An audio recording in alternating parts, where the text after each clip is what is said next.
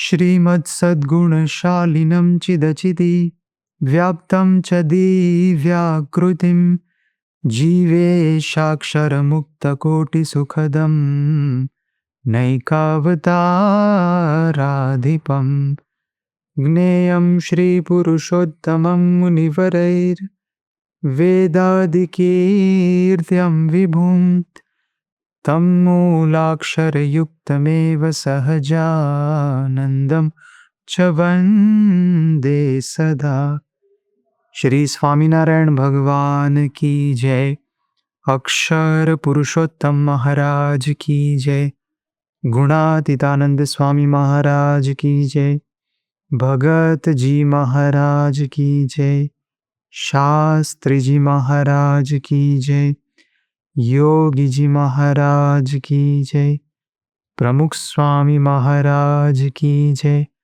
महंत स्वामी महाराज की जय। सूरत अक्षरधाम महोत्सव की जय।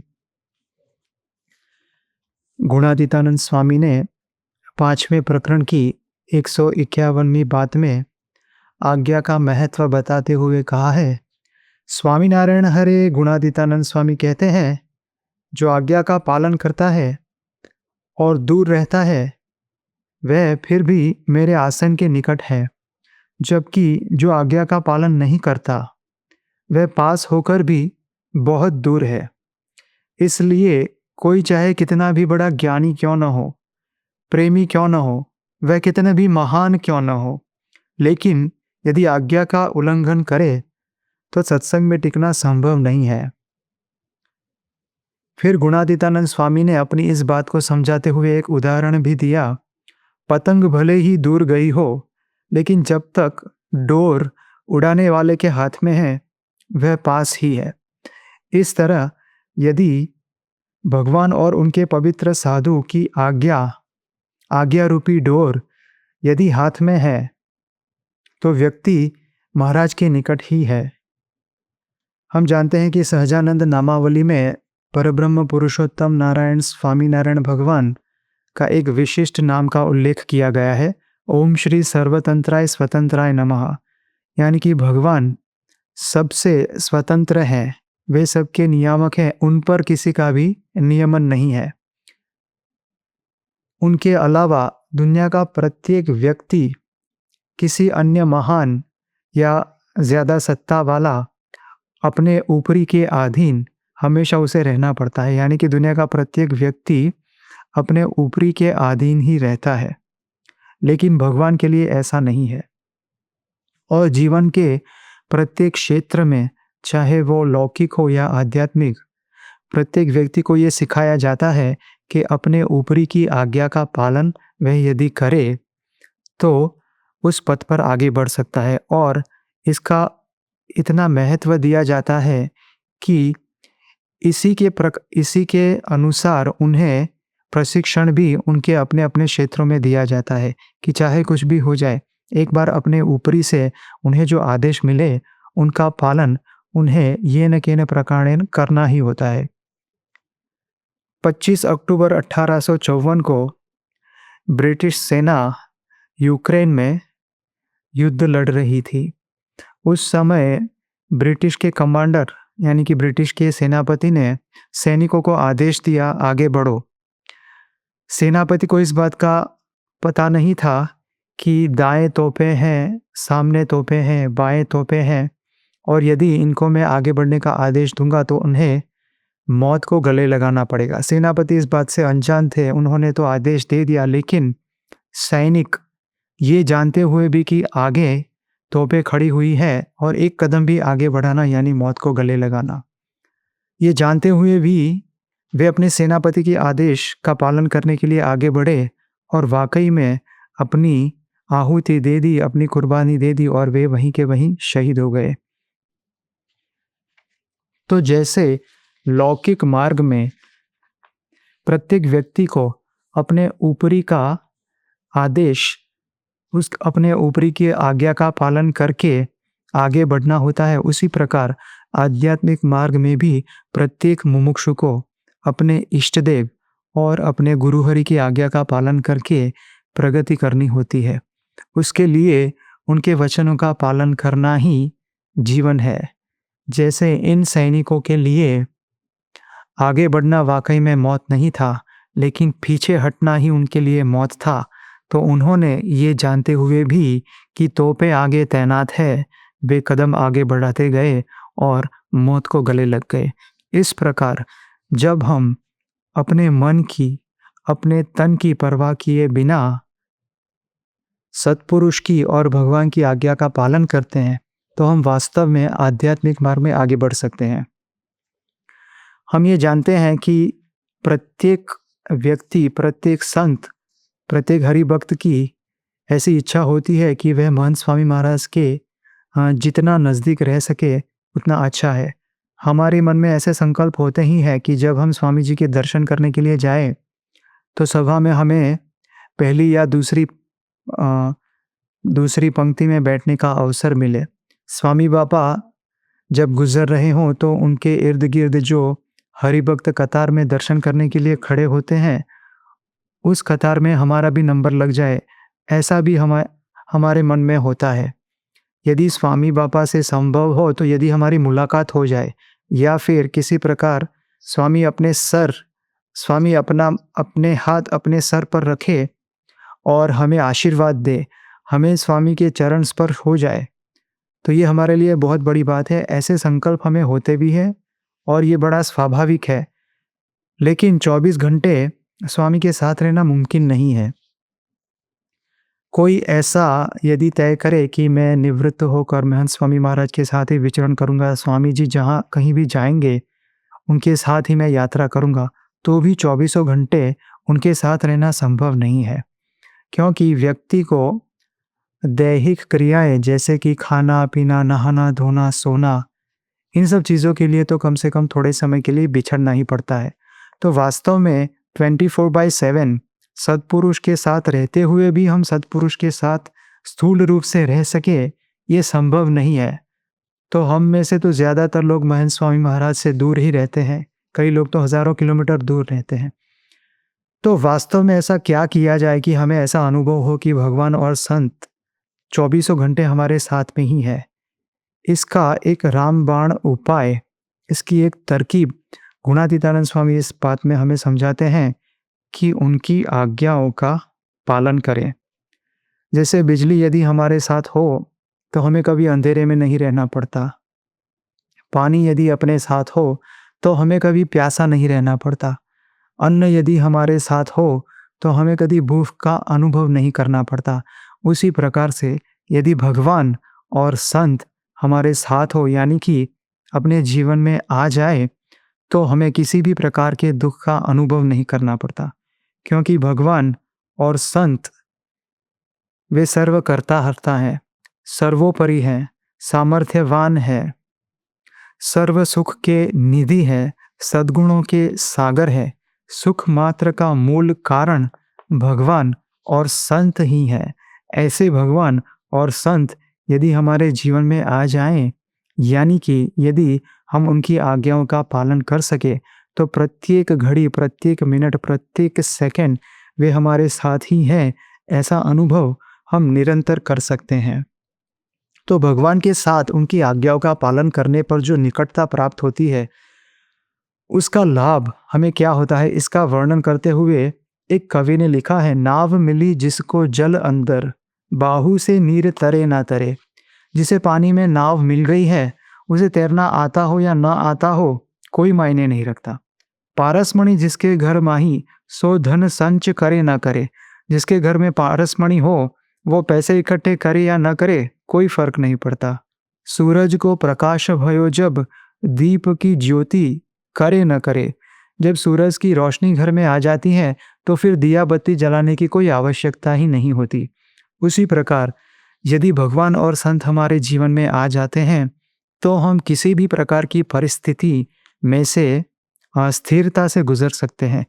किसी भी प्रकार के कितने भी चाहे बड़े कष्ट हमारे जीवन में क्यों न आ जाए, कितने भी बड़ी आदि दैविक, आदि भौतिक या आध्यात्मिक उपाधियां क्यों हमारे जीवन में न आ जाए, हम उसमें से सही सलामत बच सकते हैं। उन विपत्तियों में भी हम स्थिर रह सकते हैं। हमारा मानसिक संतुलन कभी विचलित नहीं होएगा, उससे हम हमेशा बरकरार रह सकते हैं। लेकिन एक ही बात है कि भगवान और संत की आज्ञाओं का हमें पालन करना पड़ता है। उसी प्रकार जिसके जीवन में भगवान रूपी और सत्पुरुष की आज्ञा रूपी आध्यात्मिक धन होता है, उसके लिए कोई भी कार्य असंभव नहीं है और कोई भी मुश्किल उसके लिए मुसीबत है ही नहीं। तो भगवान और संत की आज्ञाओं का पालन करना यही हमारी सबसे बड़ी साधना है। हमारा संप्रदाय केवल साधना केंद्रित नहीं है, लेकिन आज्ञा केंद्रित है। और वास्तव में तो हमारे लिए आज्ञा का पालन ही सबसे बड़ी साधना है। सत्पुरुष के वचन, स्वामीनारायण भगवान के वचन, इससे बड़ी और कोई साधना हमारे लिए आध्यात्मिक पथ पर नहीं है। तो ऐसे ही कुछ प्रसंगों का आज हम श्रवण करेंगे। आज्ञा पालन क्या है? आज्ञा पालन कैसे करना चाहिए? आज्ञाएं कितने प्रकार की होती है? आज्ञा पालन करने से हमें क्या फ़ायदे होते हैं? इसके विपरीत आज्ञा पालन न करने से, आज्ञा का उल्लंघन करने से क्या नुकसान होता है?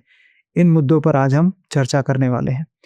तो 1958 में एक बार योगी जी महाराज अन्नकूट उत्सव से पहले उन्होंने अपने साथ जो विचरण कर रहे थे ऐसे कुछ युवकों को गोंडल भेजा था, शरद पूर्णिमा, दिवाली और अन्नकूट के उत्सवों की पूर्व तैयारियां करने के लिए।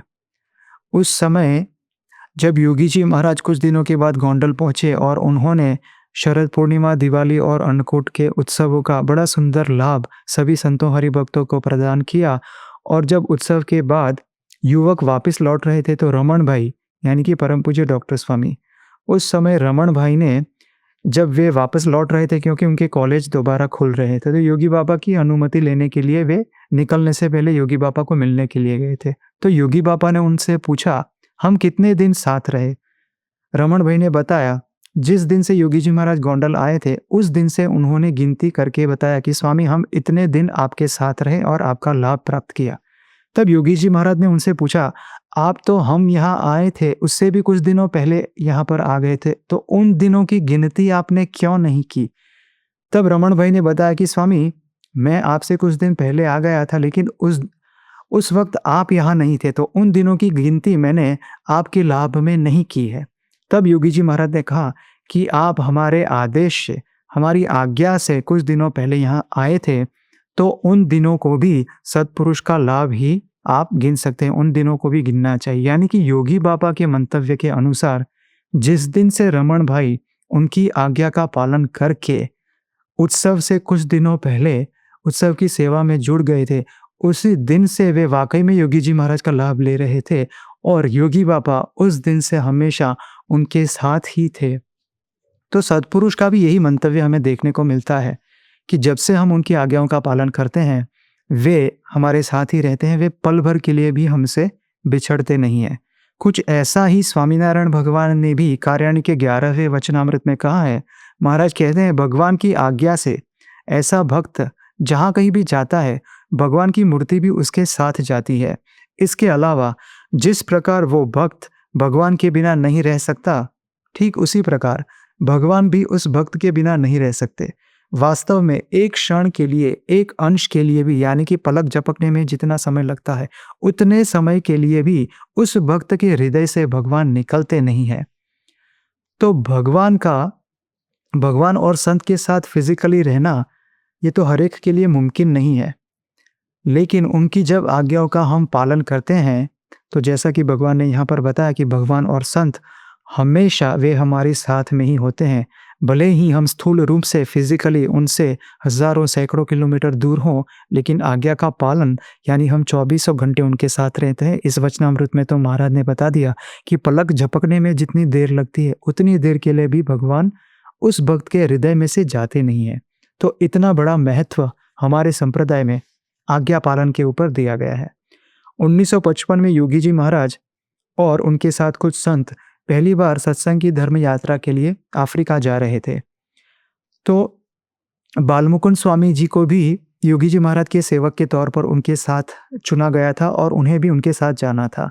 तो सभी मंदिरों में विचरण करने के बाद जब योगी जी महाराज बोचासण आए तो वे ठाकुर जी के दर्शन करके तुरंत नाना अक्षर स्वामी यानी कि अक्षर पुरुषोत्तम स्वामी के पास चले गए। उन दिनों उनका स्वास्थ्य नादुरुस्त था, तो उनकी तबीयत देखने के लिए योगी बाबा उन्हें मिलने के लिए गए।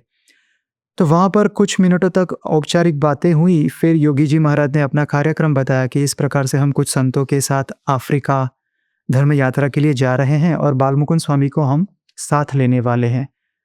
तो ये बात सुनते ही अक्षर पुरुषोत्तम स्वामी थोड़े से निराश हो गए। उन्होंने अपनी व्यथा योगी जी महाराज को बताते हुए कहा कि स्वामी, ये जो बालमुकुंद स्वामी है, ये बड़े अच्छे सेवक हैं। इनकी तरह लगनी से सेवा करने वाला और कोई सेवक मुझे दूसरा इतना अच्छा मिलेगा नहीं।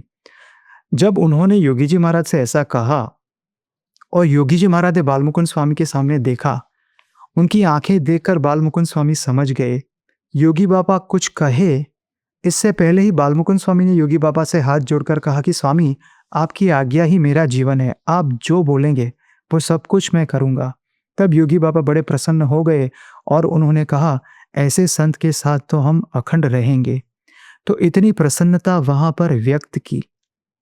और हम जानते हैं कि वाकई में बालमुकुंद स्वामी ने पहली बार विदेश धर्म यात्रा में सत्पुरुष के साथ जाने का लाभ छोड़कर कई महीनों तक उन्होंने अक्षर पुरुषोत्तम स्वामी की सेवा की। तो वाकई में योगी जी महाराज के साथ धर्म यात्रा में स्थूल रूप से जुड़ने पर उन्हें जो लाभ मिलने वाला था, उससे कई गुना ज्यादा लाभ इस अवसर पर उन्होंने योगी जी महाराज की अनुवृत्ति समझकर बालमुकुंद स्वामी के साथ सेवा में रुकने पर उससे भी अधिक लाभ उन्होंने प्राप्त किया। तो जब हम सत्पुरुष की अनुवृत्ति, उनकी मर्जी, उनकी आंतरिक इच्छाओं को जानकर उनके वचनों का पालन करते हैं, तो वास्तव में हमें ऐसा सुख प्रदान होता है। भगवान का सच्चा सुख हमारे जीवन में आता है और अनंत काल तक उसकी स्मृतियां भी हमारे साथ रहती है और उनकी बड़ी प्रसन्नता हम पर बनी रहती है। वे बड़े हम पर खुश होते हैं। जैसे हम पावर हाउस के चाहे कितने भी नज़दीक रह रहे हों, लेकिन यदि कनेक्शन नहीं लिया है तो फिर घर में अंधकार ही रहेगा, उजाला नहीं होगा। लेकिन चाहे हम सैकड़ों हज़ारों किलोमीटर पावर हाउस से दूर रहते हों, लेकिन यदि कनेक्शन किया है, कनेक्शन लिया है, तो हमारे घर में उजाला होगा। तो यही उदाहरण ये सत्संग में भी हम लगा सकते हैं, अप्लाई होता है कि यदि हम सत्पुरुष के साथ हो या ना हो, स्थूल रूप से कोई मायने नहीं रखता, लेकिन हम यदि उनकी आज्ञाओं का पालन करते हैं तो वे हमेशा हमारे साथ ही रहते हैं। इसका मतलब ये भी नहीं है कि यदि हमें अवसर मिले तो सत्पुरुष के नज़दीक नहीं जाना चाहिए। मर्यादा के मुताबिक और स्वयं सेवाओं की आज्ञा के अनुसार जितना हो सके उतना हम सत्पुरुष के नज़दीक रहकर उनका लाभ भी जब भी हमें अवसर मिले तो हम ले सकते हैं और मर्यादा में रहकर लेना भी चाहिए। आज्ञाएं दो प्रकार की होती है, एक नित्य आज्ञा और दूसरी प्रासंगिक आज्ञा, यानी कि कुछ परमानेंट होती हैं, कुछ टेम्पररी होती है। तो नित्य आज्ञाएं कौन सी हैं? जैसे स्त्री पुरुष मर्यादा रखना, प्याज लहसुन हींग का त्याग करना, नित्य पूजा करना, टीका छाप वगैरह लगाना, आहनिक करना, ये सब हमें हर रोज़ करना पड़ता है। उसमें कोई संडे हॉलीडे वैकेशन नहीं होते।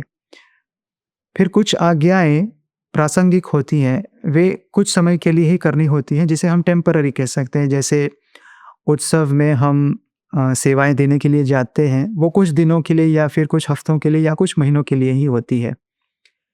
जैसे हम जानते हैं कि कुछ वर्षों पहले जब कोरोना की महामारी थी, तो हम महंत स्वामी महाराज की आज्ञा का पालन करते थे, सरकार की भी सूचनाओं का हम अमल करते थे। उस समय कुछ महीनों के लिए सरकार की सूचना के मुताबिक कोई दर्शनार्थियों को हम मंदिर में प्रवेश नहीं देते थे। जो संत और आजीवन सेवक मंदिर में रहते थे, वे ही मंदिर में दर्शन के लिए जा सकते थे। ऐसी सूचनाएं थी, तो हम उसका भी अमल करते थे। गुरु हरि महंत स्वामी महाराज ने भी हमें पत्र लिखकर कई बार आज्ञाएं की थी कि दिन में 3-4 बार नमक वाले गर्म पानी से कुल्ले करने हैं, मास्क अखंड पहने रखना है, सोशल डिस्टेंस मेंटेन करना है, बार बार हाथों को सैनिटाइज करना है, वगैरह वगैरह। तो ये सब टेम्पररी आज्ञाएं थी जो प्रासंगिक, उनका भी हम पालन कोरोना के दरमियान करते थे। तो कुछ आज्ञाएं परमानेंट होती हैं, नित्य, और कुछ टेम्पररी यानी कि प्रासंगिक होती हैं। अब आज्ञा का पालन कैसे करें? पहली बात है कि आज्ञा का पालन हमें तुरंत करना चाहिए।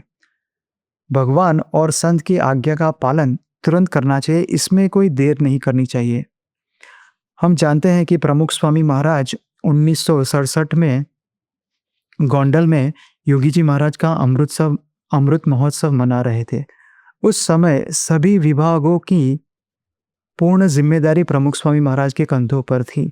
और हम जानते हैं, हमने कई बार सुना भी है और जीवन चरित्र में हम पढ़ते हैं कि महीनों तक प्रमुख स्वामी महाराज उन्होंने ठीक से विश्राम भी नहीं किया था। खाना खाने के लिए भी प्रमुख स्वामी महाराज को याद दिलाना पड़ता था। मोटा स्वामी थे, उन्होंने कई बार उनसे कहा कि यदि आप खाना खाने के लिए नहीं आएंगे तब तक मैं भी नहीं खाना खाऊंगा। तो उनका मन रखने के लिए वे भूखे न रह जाए, इस बात को ध्यान में रखते हुए प्रमुख स्वामी महाराज खाना खाने के लिए जाते थे देर से, अन्यथा उन्होंने कभी अपने शरीर की चिंता नहीं की थी। तो सभी विभाग के प्रमुख स्वामी महाराज अग्रणी थे, उन पर इतनी जिम्मेदारियां थी, फिर भी एक बार योगी जी महाराज ने उन्हें बुलाया। वास्तव में ऐसा हुआ था कि गर्मियों के दिन थे और उन दिनों पानी की तंगी थी, बारिश समय पर हुई नहीं थी और उत्सव गोंडल में होने वाला था। तो प्रमुख स्वामी महाराज ने इन बातों को ध्यान में रखते हुए खेतीबाड़ी में जो डाया भाई सेवा करते थे, उनको बुलाया और उनसे कहा कि इस समय आप इस बार ऐसी फसल लेना जिसमें कम पानी चाहिए, क्योंकि पानी की अछत है और हम उत्सव मना रहे हैं। लेकिन डाया भाई को ये बात अच्छी नहीं लगी, वो रूठकर अपने गांव चले गए, खेतीबाड़ी की सेवा उन्होंने छोड़ दी। योगी जी महाराज को जब इस बात का पता चला, उन्होंने प्रमुख स्वामी महाराज को बुलाया और कहा कि आप डाया भाई को मनाकर लेकर आओ। तो इतनी सारी जिम्मेदारियां होने पर भी प्रमुख स्वामी महाराज अमृत महोत्सव की सेवाओं को एक दिन के लिए स्थगित करके वे देवचड़ी गांव गए और डाया भाई को मनाकर वापस लेकर के आए और उन्हें खेतीबाड़ी की सेवा में जोड़ दिया। तो योगी जी महाराज की अमृत महोत्सव की सेवाएं चल रही थी, फिर भी ऐसा छोटा सा काम, वैसे लौकिक रूप से देखा जाए तो किसी को गांव जाकर बुलवाना ये किसी अन्य के पास भी कराया जा सकता था, लेकिन प्रमुख स्वामी महाराज के लिए ये कोई छोटा काम नहीं था। काम देने वाला कौन था, आज्ञा करने वाला कौन था? उनके गुरु योगी जी महाराज। तो उनकी इस छोटी सी आज्ञा का पालन करना भी उनके लिए अमृत महोत्सव की सेवा के बराबर ही था। वे खुद गए, एक पूरा दिन निकालकर डाया भाई को मनाकर देवचड़ी गांव से वापस लेकर के आए। तो जब हम इस प्रकार से सत्पुरुष की आज्ञा का पालन करते हैं, उनकी प्रसन्नता हो जाती है। सारंगपुर के दूसरे वचनामृत में स्वामीनारायण भगवान कहते हैं, जब भगवान या संत किसी को कोई वचन कहे, चाहे वह उचित हो या अनुचित, उन्हें तुरंत उस वचन को प्रेम के साथ स्वीकार करना चाहिए। वैसे भगवान और संत कभी हमें अनुचित वचन कहते नहीं हैं, लेकिन हमारी मन की शंकाओं के कारण और देह भाव के कारण यदि हमें कभी ऐसा लगता हो कि ये अयोग्य वचन है, फिर भी तत्कालीन उस समय तो हमें उस वचन को कभी ठुकराना नहीं चाहिए, उसका पालन तुरंत करना चाहिए। दूसरी बात है, आज्ञा का पालन खुशी से करना चाहिए। मुझे बोल दिया है तो करना पड़ेगा, ऐसा कई बार हम उदास होकर के आज्ञा का पालन करते हैं, लेकिन यहाँ पर स्वामी कहते हैं कि प्रसन्नता से आज्ञा का पालन करना चाहिए। वचनामृत लोया 4 में स्वामीनारायण भगवान कहते हैं, अपने अपने धर्म में रहते हुए भगवान जो भी आज्ञा दें उसका खुशी के साथ पालन करना चाहिए, लेकिन जो स्वयं को पसंद हो उसे करने के लिए हताश नहीं होना चाहिए। यानी कि आज्ञा का पालन करने में हमें अपनी मनमानी नहीं करनी चाहिए। हम जानते हैं कि 1985 में CFI cultural festival of India London में मनाया गया था और यूके में बड़े बड़े समृद्ध युवा उस समय अपनी रोल्स रॉयस और मर्सिडीज गाड़ियां लेकर के नगर में आते थे और संतों की सूचना के मुताबिक छोटी सेवा में भी वे जुट जाते थे। कोई कचरा उठाता था, कोई साफ सूफी करता था, कोई गड्ढे खोदता था। ऐसी सेवाओं में ये सुखी घर के लड़के, समृद्ध घर के लड़के संतों की आज्ञा से जुड़ते थे। और महिला मंडल ने भी इस महोत्सव में 1 लाख से ज्यादा फूड पैकेट्स तैयार करने की सेवा की थी। अब इसी दौरान हम जानते हैं कि प्रमुख स्वामी महाराज की सुवर्ण तुला भी हो रही थी, लेकिन यह स्वामीनारायण नगर से दूर QPR स्टेडियम में रखी गई थी। अब बात ऐसी हुई कि जिन लोगों ने सुवर्ण तुला में बहुत बड़ी बड़ी आर्थिक सेवाएं दी थी, ऐसे कई हरिभक्त और युवा भी स्वामीनारायण नगर की सेवा में जुड़े थे। अब यदि सुवर्ण तुला का लाभ लेने के लिए ये स्वयंसेवक अपनी स्वामीनारायण नगर की सेवाओं को छोड़कर यदि क्यूपीआर स्टेडियम में चले जाते तो वहां पर एक बहुत बड़ी अव्यवस्था खड़ी हो जाती। तो इस बात का उल्लेख जब व्यवस्थापकों ने प्रमुख स्वामी महाराज से कहा तो प्रमुख स्वामी महाराज ने उन 400 स्वयंसेवकों की एक अलग से सभा बुलाई। प्रमुख स्वामी महाराज ने उनसे कहा, मुझे कुछ ऐसा कहना है जो आपको पसंद नहीं आएगा। अब सब बड़े जिज्ञासा उनकी बढ़ गई कि बाबा ऐसा क्या कहेंगे। फिर बाबा ने खुलासा किया, जहाँ सुवर्ण तुला हो रही है वहाँ किसी को भी नहीं आना है। सभी को अपनी सौंपी गई सेवा में रहना है। हर कोई बड़े उत्साह और उल्लास के साथ एक साथ सभी एक स्वर में बोल पड़े कि स्वामी जैसे आप राजी वैसे हम भी राजी। आपकी खुशी में बाबा हमारी खुशी है। आप जैसा बोलेंगे हम वैसा करेंगे। तो प्रमुख स्वामी महाराज की भी आंख में आंसू आ गए। स्वामी ने कहा, मुझे उम्मीद नहीं थी कि हर कोई इतनी उत्साह से इस आज्ञा का स्वीकार करेंगे। तो 400 स्वयं सेवकों में से एक भी स्वयं सेवक जिन्होंने वाकई में बहुत बड़ी आर्थिक सेवाएं सुवर्ण तुला में दी थी, ऐसे ऐसे कई स्वयं सेवक प्रमुख स्वामी महाराज की आज्ञा का पालन करते हुए स्वामीनारायण नगर में अपनी सेवाओं में रुके, लेकिन एक भी स्वयं सेवक क्यूपीआर स्टेडियम में सुवर्ण तुला का लाभ लेने के लिए नहीं गए। वहां पर एक हरिभक्त का छोटा सा बेटा भी उस सभा में बैठा था। उस छोटे बालक से पिता ने कहा कि बेटा तुम्हें तो ऐसी कोई जिम्मेदारी नहीं है, तो तुम क्यूपीआर स्टेडियम में सुवर्ण तुला का लाभ लेने के लिए जा सकते हो। तब उस छोटे से बालक ने कहा, पापा, जिस दिन स्वामी बापा ने स्वयंसेवकों की सभा बुलाई और हमें आज्ञा की कि इस सभा में बैठे हुए किसी को भी क्यूपीआर स्टेडियम में सुवर्ण तुला का लाभ लेने के लिए नहीं जाना है, तो मैं भी वहां पर उपस्थित था। तो ये आज्ञा मेरे लिए भी है। मैं बाबा के वचनों का उल्लंघन कैसे कर सकता हूँ?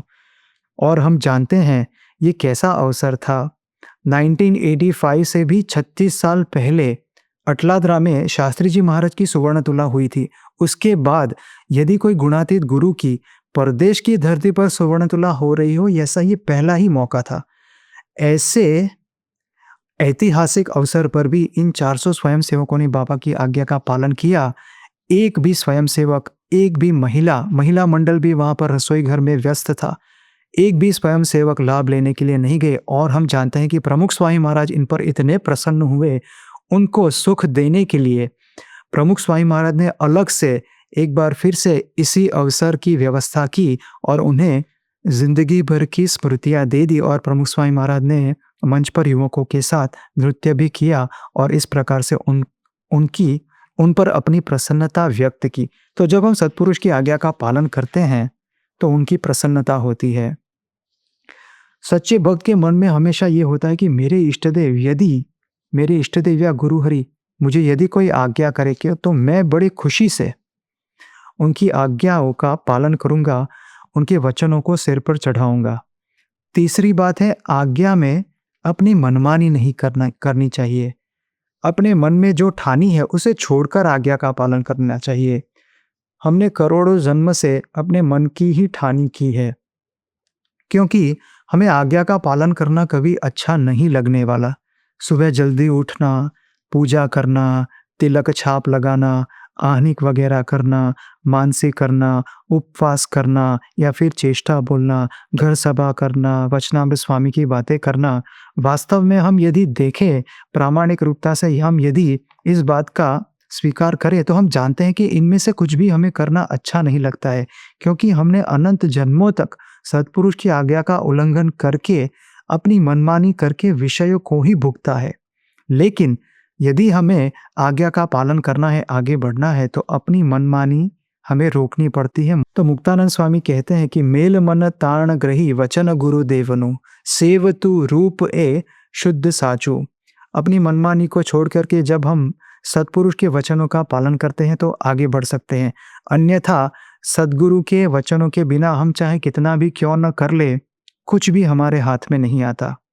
ब्रह्मस्वरूप योगी जी महाराज हमें आज्ञा पालन कैसे करना चाहिए उसका एक सुंदर तरीका बताते हुए कहते हैं, ये जानते हुए कि भगवान को क्या पसंद है, फिर उनके शब्द में शरीर और मन को जहाँ भी और जितना भी आवश्यक हो कुचल दें।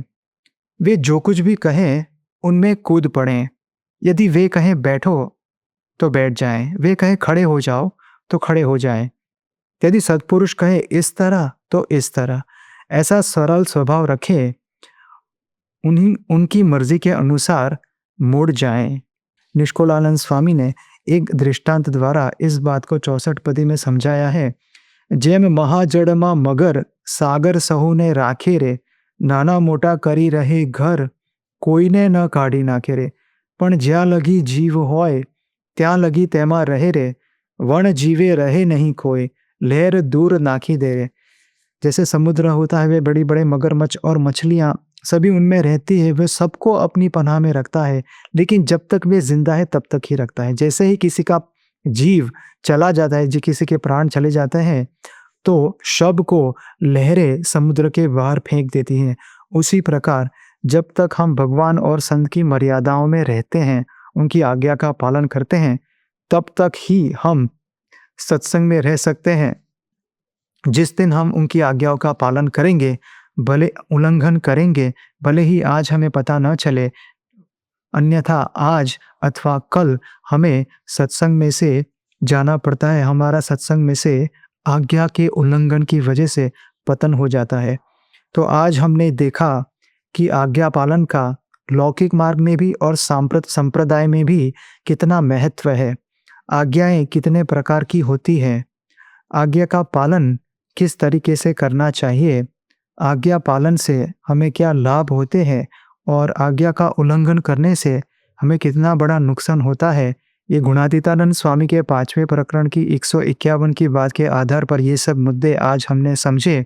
भगवान और संत के चरणों में हम यही प्रार्थना करते हैं कि हम चाहे कैसे भी परिस्थिति में, कितने भी कष्ट हमें क्यों झेलने पड़े,